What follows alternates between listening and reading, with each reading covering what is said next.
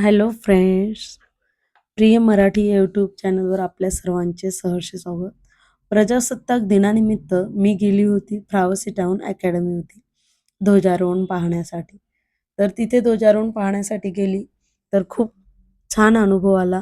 तो तुमच्यासोबत आज शेअर करत आहे. शेवटपर्यंत नक्की पहा. आवडल्यास सबस्क्राईब करा. ध्वजारोहण पाहताना एक वेगळीच भावना मनात येत होती. लहान मुलांच्या हातात झेंडे आणि डोळ्यात देशप्रेम. खूप छान वाटलं. मुलांची भाषणं, कवायत आणि त्यांचा आत्मविश्वास पाहून. खरंच अभिमान वाटतो या छोट्या-छोट्या विद्यार्थ्यांचा.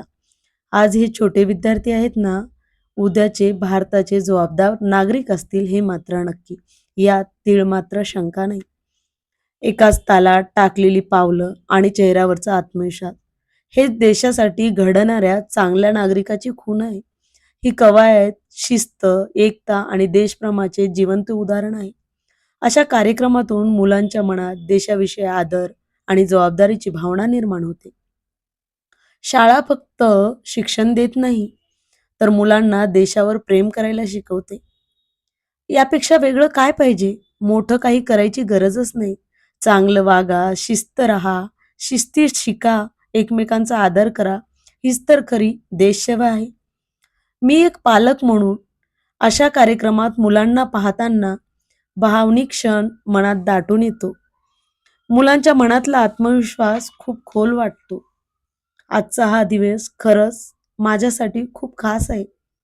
आमच्या मुलांसोबत हा प्रजासत्ताक दिन साजरा करता आला याचा मनस्वी आनंद आहे. शाळेच्या मैदानात उद्याचा भारत उभा राहिला आहे. कवायत नाही, ही चाल भारताच्या उद्याची वाट आहे. लहान वय, मोठा अभिमान हेच भारताचं खरं स्वप्न आहे आणि ते साकार होतं या मुलांसोबत. आठवणी बनवणारे क्षण असेच असतात, शांत, सुंदर आणि मनात राहणारे.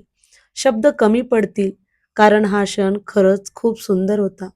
या क्षणांवरून मला माझं बालपण आठवलं आणि हे आठवताना तुम्हालाही आठवण आली का तुमच्या प्रजासत्ताक दिनाची? तर मला कमेंट करून नक्की सांगा. मी वाट पाहतीये. आणि माझा गेटअप असा होता. माझ्यासोबत माझ्या मुलीची मैत्रिणीही होती आणि हे सगळा पालकवर्ग होता. अशा प्रकारे प्रजासत्ताक दिन आम्ही सेलिब्रेट केला. तुम्ही कसा केला? मला नक्की सांगा आणि तुम्हाला हा व्हिडिओ कसा वाटला नक्की सांगा. चला ठीक आहे. Bye bye. Take care. Have a nice day.